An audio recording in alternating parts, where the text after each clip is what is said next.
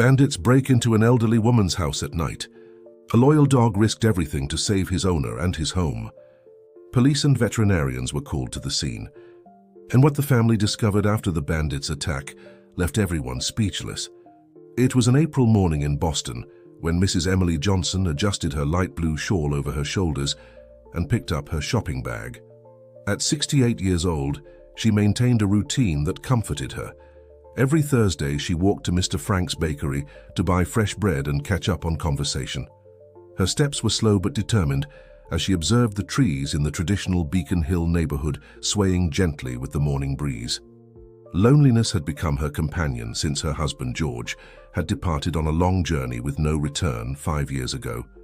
The calls from her daughter Sarah were increasingly rare, always rushed, filled with excuses about important meetings and unavoidable commitments in her prosperous career as an international executive. As she entered the bakery, she was greeted by the irresistible aroma of fresh bread and the warm smile of Jack, the young baker who had recently taken over his father's business. "Mrs. Johnson, it's so good to see you. I just took those cheese rolls you like so much out of the oven," he said as he put some in a bag. "Jack, you're going to make me fat this way," she joked, but her eyes betrayed the pleasure of that daily treat. It was then that she noticed a colorful poster on the counter, advertising pit bull puppies for adoption. "They're from Luna, my dog," Jack explained, noticing Mrs. Johnson's interest. "They were born 2 months ago. I still have 3 needing a home. Would you like to meet them?" Emily hesitated. Since she had been alone, she had avoided creating new bonds, fearing more losses.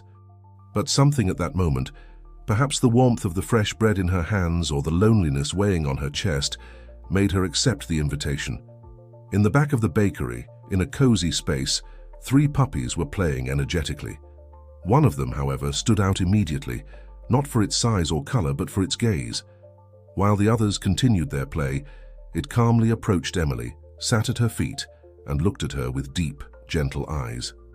"This one is special," Jack commented. "He always observes everything very carefully. He's the calmest of the 3. Emily bent down carefully and extended her hand. The puppy brought its muzzle closer, sniffing her delicately before giving a soft lick to her fingers. In that instant, something changed in the old lady's heart. It was as if a long-closed door was beginning to open again. "You know, Jack," she said, her voice choked, "they say we don't choose our 4-legged companions, they choose us." That same afternoon, after providing all the necessary items to receive the new resident, Emily took the puppy home. She decided to call him Max, not after the Norse god, but because the name seemed strong and protective, like the gaze of that small being that already showed so much personality. The following weeks were of adaptation and discoveries. Max grew quickly but maintained his gentle and observant nature. Emily found herself laughing more, talking to her new friend about her days, her memories, her concerns. The morning walks gained a new purpose, and the neighbors, who previously saw her as the lonely widow, began to stop to chat, charmed by the dog that walked elegantly by her side. On one of these mornings, while organizing some old photographs, Emily found an image yellowed by time, her, Sarah still a child, and George, all smiling in front of the house that now seemed too big. Max, sensing her sudden melancholy, rested his head on her lap, offering silent comfort. "Oh, Max," she whispered, caressing the dog's ears, "how things have changed. How did I let my Sarah drift so far away?" The phone rang, interrupting her thoughts. On the caller ID, an international number was flashing insistently. It was Sarah, her daughter, calling from New York. Emily didn't know yet, but that call was about to completely change her life, bringing not only challenges, but also the chance to regain something she thought was lost forever: her family. Emily answered the phone with trembling hands, while Max remained attentive by her side. Sarah's voice sounded different on the other end of the line. It didn't have the usual rush, but rather a tone that mixed concern and pleading. "Mum, I need your help," Sarah said, after the formal greetings. "Michael is going through a difficult phase here. The divorce, the move to New York, all of this has affected him much more than I imagined." She paused, as if choosing her words. "I thought that maybe spending the summer vacation with you could do him good." Emily felt her heart race. Michael, her only grandson, was now 12 years old, but she barely knew him. The meetings were rare and always rushed, limited to a few hours during the end-of-year holidays when Sarah came to Boston. The last time she saw him, he was just an 8-year-old boy. "Of course, Sarah," she replied without hesitation, although 1,000 worries were already beginning to populate her mind. "But are you sure? I mean, it's been so long since we've seen each other properly." "Actually, Mom," Sarah interrupted, "I have a series of important meetings in different countries throughout the summer. Michael would need to stay there for 2 months. There was an awkward silence before she continued. "There's just one thing, that dog you adopted." "Max," Emily completed, stroking the head of the animal that was watching her attentively. "Yes, that pit bull. I confess I'm worried. Michael has never lived with big dogs, and these breeds have a reputation." Emily felt a twinge of irritation. "Sarah, Max is a sweetheart. He's gentle and protective. He would never hurt anyone, especially a child." "Even so, Mom, promise you'll be careful. Keep the dog separate from Michael, at least in the beginning." After settling the practical details of the trip, Emily hung up the phone and sank into her favorite armchair. Max approached, putting his muzzle on her lap as he always did when he sensed her restless. "Oh, my friend," she whispered, "it looks like we'll have company. I hope you like children." The days that followed were of intense preparation. Emily transformed George's old office into a cozy room for her grandson, buying a new bed, organizing a small bookshelf with books she imagined he would like, and even a modest video game console, a suggestion from Jack, the baker, who helped her with the installation. Between one arrangement and another, she found herself lost in thoughts about the past. She remembered when Sarah was a teenager, the heated discussions, the perhaps excessive demands that she and George made about grades, behavior, future. Sarah had always been determined, studious, perfectionist, characteristics that led her to professional success, but also created a chasm between them. A week before Michael's arrival, Emily found in the back of a drawer an old diary of Sarah's. Leafing through it, she discovered pages and pages of outpourings from a young woman who felt suffocated by expectations, who dreamed of flying far away. "Maybe," thought Emily, "I tightened the reins too much, and now Sarah is doing the same with Michael." On the eve of her grandson's arrival, Emily couldn't sleep. She tossed and turned in bed, imagining 1,000 different scenarios.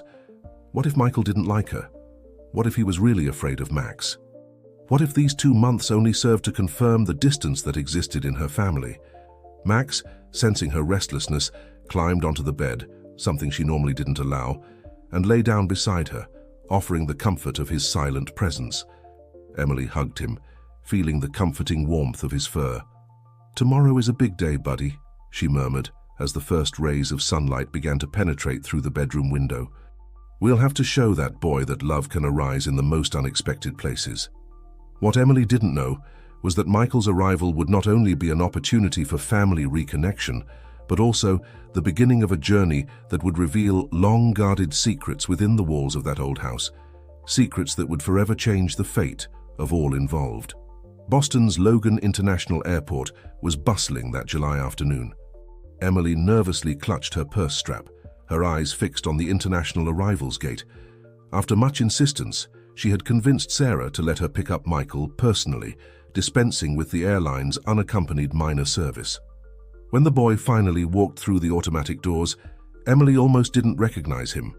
He was no longer the small boy of her memories, but a preteen tall for his age, with messy brown hair and green eyes identical to Sarah's. He carried a backpack on his shoulders and dragged a suitcase with superhero prints. "Michael," she called, waving discreetly. The boy located her and walked in her direction, his face a mask of polite indifference. "Hi, Grandma," he said, allowing her to hug him briefly before pulling away. His English now had a slight New York accent, and his words came out measured, as if he was thinking carefully before speaking. During the drive home, Emily tried to make conversation, asking about the trip, school in New York, his friends. Michael responded with monosyllables, his eyes glued to his phone screen. Only when she mentioned Max did she notice a flicker of interest and apprehension in her grandson's gaze. "Mom said he's dangerous," Michael commented, finally putting away his device. "That I need to be careful." Emily sighed, choosing her words carefully. Max is like any living being, Michael. He deserves the chance to be known before being judged. How about we do this? You get to know him in your own way, in your own time, and draw your own conclusions." Michael shrugged, but Emily noticed that her words had planted a seed of curiosity. When they arrived home, Max was waiting for them in the yard as Emily had planned, so that the first encounter would be in an open space where Michael would feel safe. The dog, now an adult but maintaining his gentle nature, remained seated, calmly wagging his tail while observing the newcomers. Michael stopped a few meters away, studying the animal with a mixture of fascination and caution. Max, demonstrating his characteristic sensitivity, stayed where he was, just observing the boy with his attentive and intelligent eyes.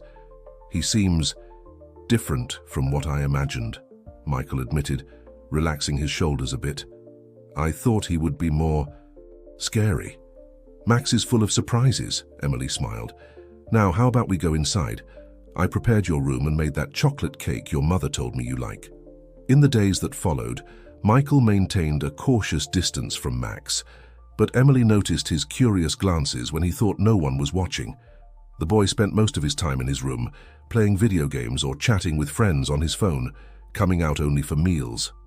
One night during dinner, Michael surprised Emily with an unexpected question. "Grandma, why are there so many old photos on the walls? And why do some seem to have been taken in the same places, but at different times?" Emily felt a slight tremor in her hands as she set down her fork. The photographs decorating the house were more than simple memories. They were clues to a complex family history, to secrets that she herself was still trying to fully understand.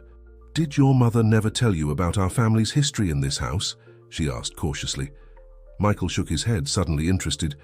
"She never talks much about when she was a kid. She always changes the subject when I ask." Emily looked at Max, who was observing them from his bed in the corner of the kitchen, as if asking permission to share old stories. What Michael didn't know yet was that his innocent questions about the photographs were about to trigger a series of discoveries that would change his perception of his family and of himself. "Well," Emily began, "each photo tells a part of our story, and some of them hold secrets that even I don't fully understand." She paused, noticing that for the first time since his arrival, Michael was looking at her with genuine interest. "How about after dinner I show you some of them?" After dinner, Emily guided Michael to the living room where dozens of photographs in old frames decorated the walls in an apparently chaotic organization, but one that held its own logic. Max followed them silently, lying down near the sofa, always attentive. "See this photo here?" Emily pointed to a yellowed image showing the house in its early years. "It was taken in 1952 when your great-grandparents bought this property. It was one of the largest residences in the neighborhood at the time." Michael approached, interested. In the photograph, an elegant couple posed in front of the same house where they were now, although the building looked different, more imposing. "Why are there so many different modifications in each photo?" he asked, pointing to other images that showed the house at different times. Emily smiled, pleased with her grandson's perceptiveness. "Your great-grandfather was a peculiar man. He loved renovating the house. He said that a house needs to grow along with the family. But there were those who said he was hiding something in each new modification, like a treasure." Michael's eyes sparkled with curiosity. "Maybe," Emily replied, carefully choosing her words. "Your great-grandfather was an antique collector and always very reserved about his business. When he left for a long trip, he left only a notebook full of codes that no one could fully decipher." Michael approached another photograph, this one showing Sarah as a child, sitting on the front steps. "My mom looks different here, more happy." Emily felt a tightness in her chest. "Your mother was always a very intelligent and determined girl. Maybe your grandfather and I didn't know how to deal with that well. We wanted to protect her so much that we ended up stifling her dreams." As they talked, Max suddenly stood up, his ears alert. A noise coming from upstairs caught his attention. "It must be the wind in the old windows," Emily explained, but something in the dog's posture made her uneasy. Michael, now more at ease, sat on the sofa next to his grandmother. "Grandma, there's something weird I noticed in my room. Behind the wardrobe, it looks like there's a part of the wall that's different, as if it had been closed off." Emily frowned. George's old office transformed into Michael's room, had always been a room that held its own peculiarities. Your grandfather used to spend hours locked in that office, studying the documents left by your great-grandfather. He said there was something important to discover. At that moment, Max approached Michael, for the first time since his arrival, and gently rested his head on his knee.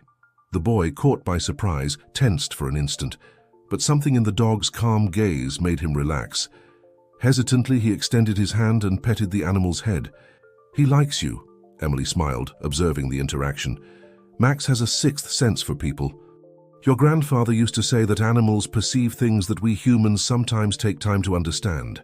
Michael continued petting Max, thoughtful. "You know, Grandma, at home in New York, everything is so different. My mom is always busy, always traveling. Sometimes it seems like she's running away from something." Emily sighed, realizing it was time to share more of the family history with her grandson. "Michael, your mother grew up surrounded by mysteries in this house. Maybe that's why she chose such a different life so far from here.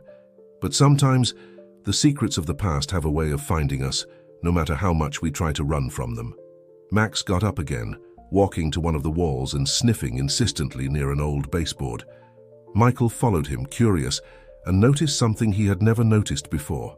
A small mark carved into the wood, almost imperceptible, forming a strange symbol. "Grandma, what is this?" he asked, pointing to the mark. Emily got up to examine the discovery, her heart racing as she recognized one of the symbols her father-in-law used to use in his notes. "This, Michael, could be the beginning of something very interesting. Something your mother and I looked for years without success." The next morning, Michael woke up earlier than usual, his mind still processing the revelations of the previous night.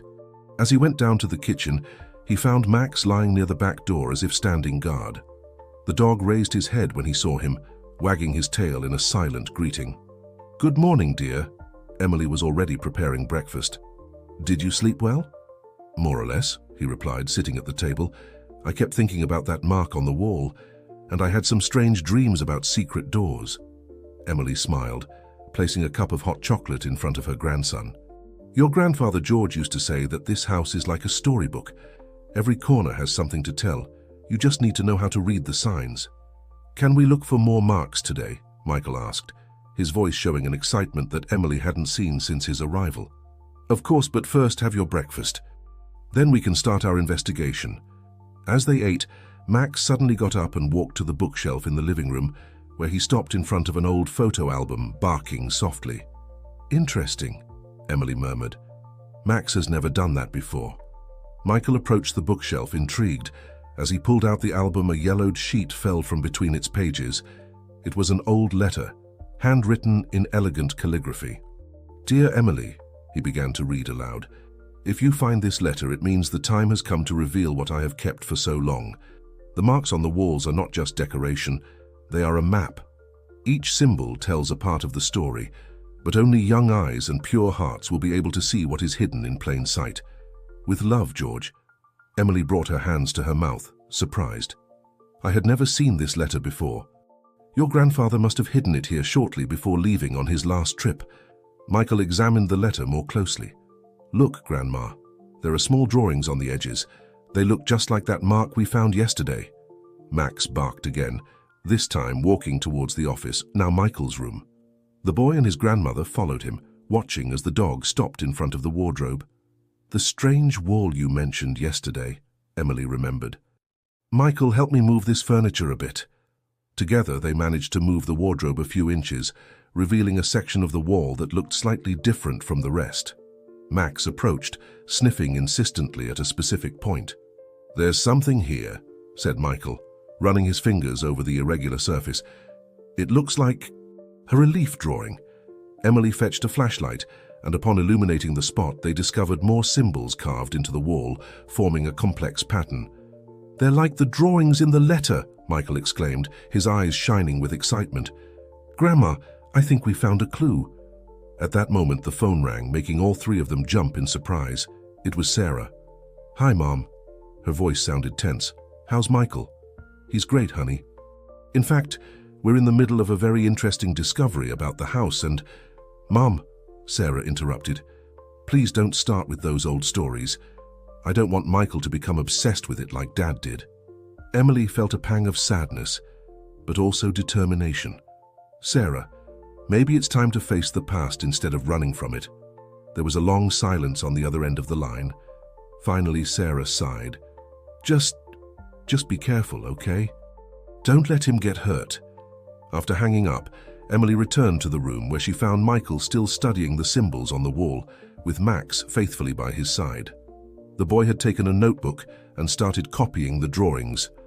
"Grandma," he said, without taking his eyes off his work, "why is my mum so afraid of the stories of this house?" Emily sat on the bed, observing her grandson and the dog, united in their curiosity. Sometimes, Michael, the fear is not of the stories themselves, but of what they can make us discover about ourselves. In the days that followed, Michael and Emily developed a routine of explorers.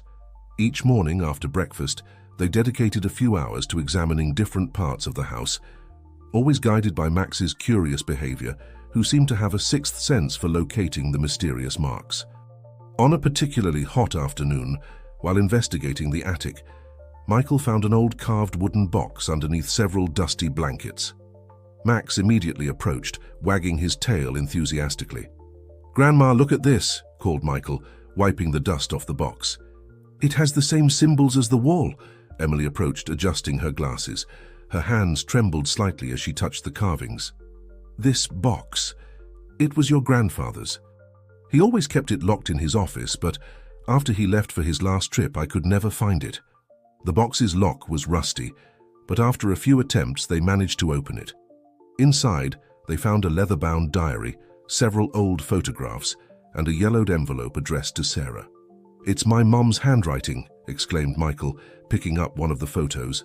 In it, a teenage Sarah smiled next to her father, both holding what appeared to be an old map. Emily carefully picked up the diary. "It's your grandfather's diary. He recorded all his discoveries here." Upon opening it, a note on the first page caught her attention. "For Sarah, when you're ready to understand." Michael sat down next to his grandmother, with Max lying at their feet. They began to read together. "Dear daughter, I know you always thought my obsession with the secrets of this house was just an escape from reality. But there's something you need to know.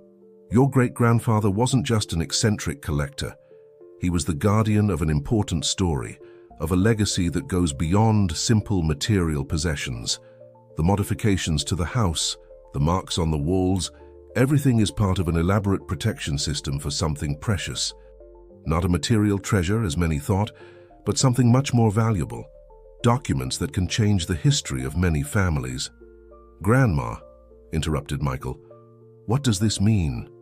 Emily closed her eyes for a moment, old memories surfacing. "Your great-grandfather. He helped people during a difficult period in our country. He kept important documents, records that needed to be protected. This house was more than a residence. It was a refuge." Max suddenly pricked up his ears, alert to a noise coming from downstairs. Emily and Michael looked at each other, quickly putting the diary and photos back in the box. "It must be Mrs. Thompson, who comes to clean today," said Emily, but her voice betrayed a slight worry. They went down the stairs with Max in the lead, always alert.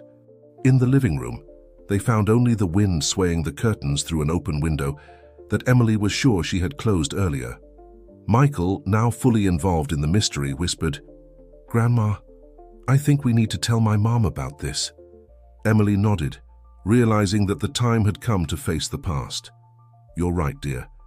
But first, we need to better understand what your grandfather was trying to protect, and why your mother is so afraid of these discoveries."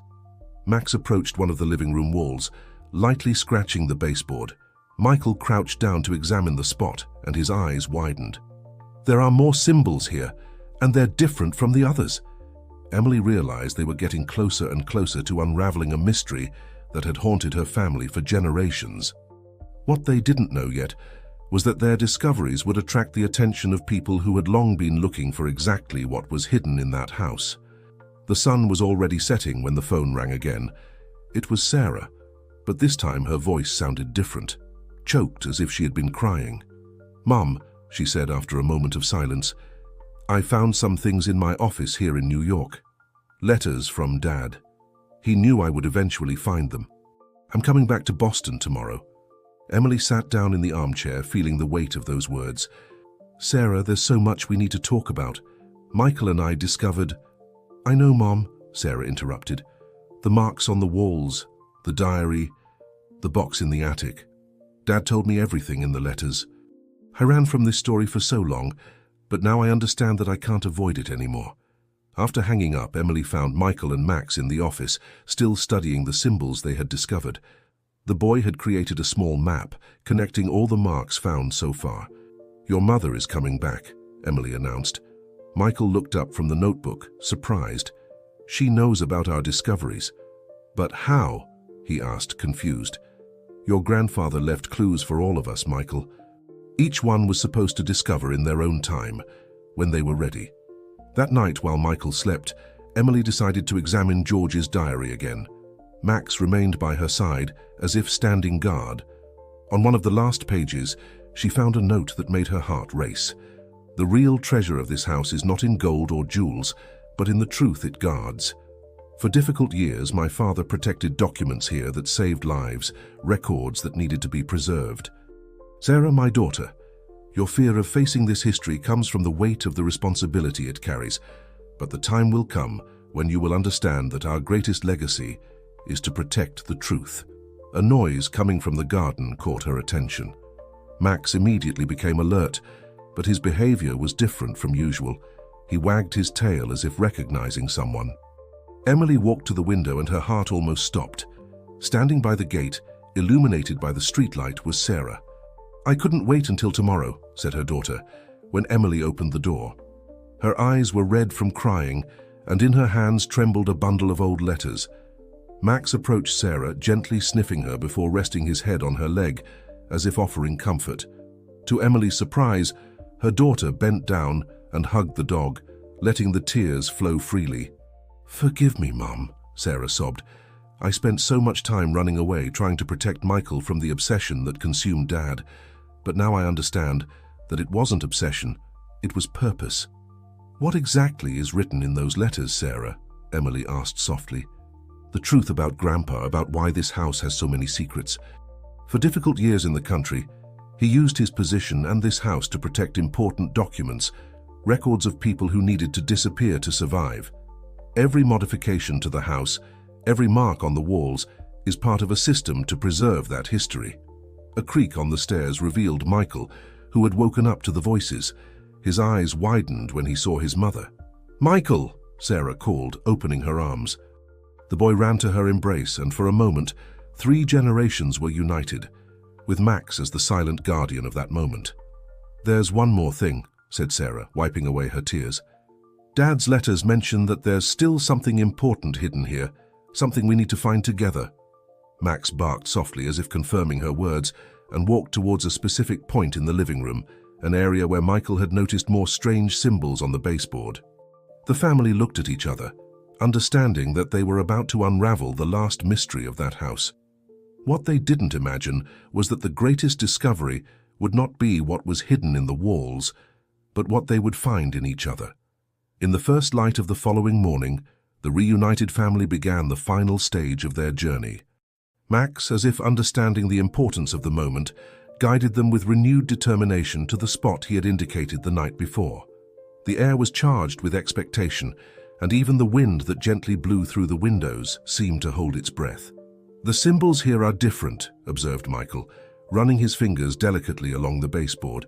They seem to form a sequence, but there's something more. Look, some have small marks underneath like musical notes.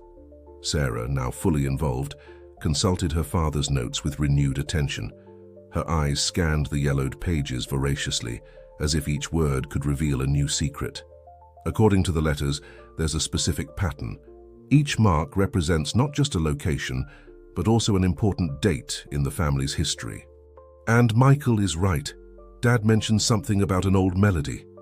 Emily watched her children working together, feeling her heart fill with joy and nostalgia.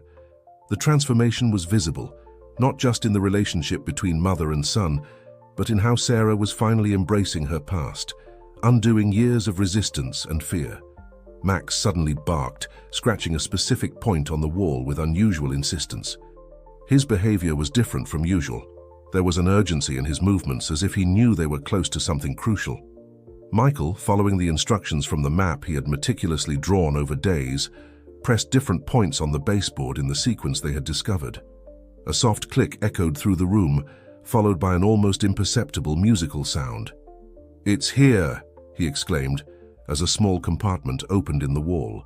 The mechanism was ingenious, a combination of pressure and sound that revealed its secret only to those who knew its true nature. Inside, they found an old metal box, carefully preserved and sealed with a special material that protected it from moisture. Sarah, with trembling hands, opened it. Inside, in addition to important historical documents, there was a letter addressed to the Guardians of the Future and, surprisingly, a small device that none of them immediately recognized. "Dear family," Sarah began to read aloud, her voice choked with emotion. "If you are reading this, it means you have finally understood the true purpose of this house. It is not the walls that hold our greatest treasure, but the bonds that unite us and the commitment to truth that we carry. The documents preserved here tell stories of courage, of people who risked everything to protect other lives. Our family was chosen not just to guard these records, but to keep alive the memory that, in the darkest moments, there will always be those who choose to do good." Max approached, lying down between them, as if he too wanted to participate in this historic moment. Michael stroked his head, realizing how instrumental the dog had been in their journey. "Grandma," said Michael, "now I understand why Max is so special. He's not just a dog, he's a guardian, like all of us." Sarah hugged her son, tears flowing freely. "Forgive me for trying to keep you away from all this. I was so afraid that our history would be too heavy a burden." "It's not a burden, Mum," Michael replied, smiling. "It's a gift.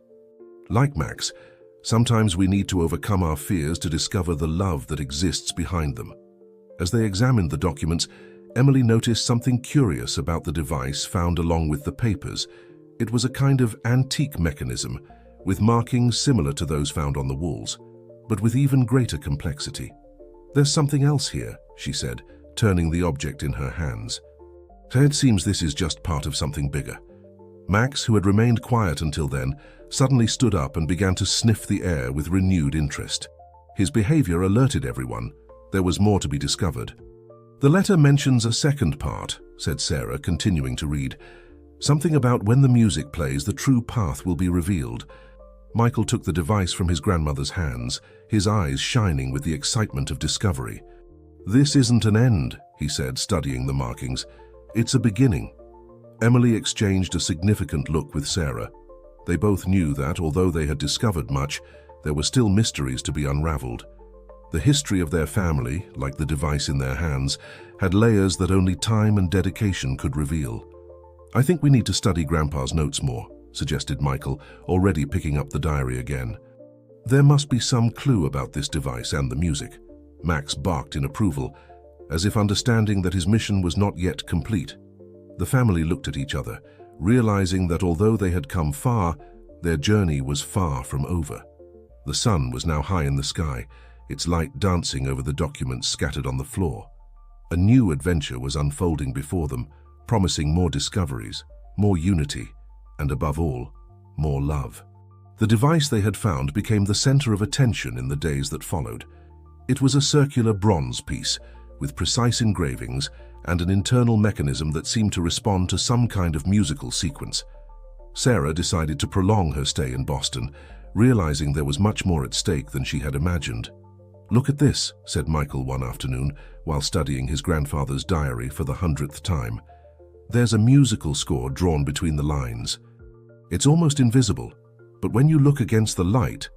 Emily brought an old magnifying glass from the office, and together they observed the musical notations delicately hidden between the words. Max, who rarely strayed far from them during their investigations, pricked up his ears as he heard Michael try to hum the melody. "Wait a minute," Sarah stood up abruptly. "That music, I know it. Dad used to sing it to me before bed." Her hands trembled as she headed to the old piano in the living room, unused for years. As she sat on the piano bench, Sarah closed her eyes for a moment, letting memories guide her fingers. The first notes sounded hesitant, but soon a soft and complex melody filled the house. Max immediately approached the piano, his tail wagging in a rhythm that seemed to accompany the music. The device in their hands began to vibrate softly. "Mom, keep playing!" exclaimed Michael, approaching with the object. With each note, small lights began to shine through the engravings, forming a pattern that changed with the progression of the melody. Emily watched the scene with tears in her eyes.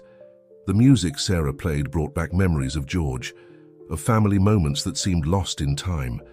Max circled the room, stopping at different points as if mapping something invisible. Suddenly, a metallic click echoed through the house. The music had activated another mechanism, this time in the piano itself. A secret compartment opened on the side of the instrument, revealing a new set of documents and a second device, complementary to the first. "It's incredible," whispered Sarah, her hands still on the keys. "Dad transformed the whole house into a living score." Michael began to carefully examine the new documents. "Grandma, Mum, there's something different here. These are more recent records, some dated just a few years ago." Emily took the papers, her heart racing as she recognized the handwriting.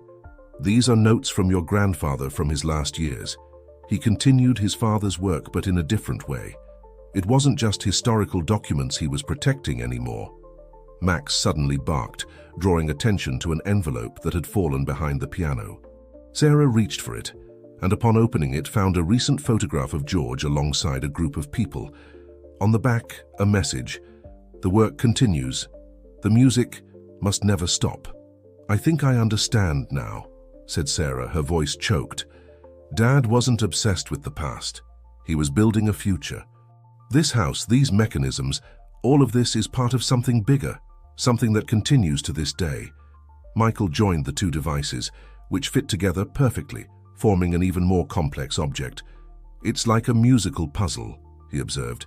"Each part tells a different story, but together they form a symphony of hope," completed Emily. "Your grandfather knew that one day we would understand. That one day we would be ready to continue his legacy." Max approached Sarah, resting his head on her lap as he used to do with Emily. It was as if the dog knew that his role as guardian now extended to the entire family. "There's one more thing," said Michael, examining the combined device. "Look, there's a date engraved here. It's 3 days from now." The family looked at each other, understanding that their journey was far from over. In fact, it was just beginning.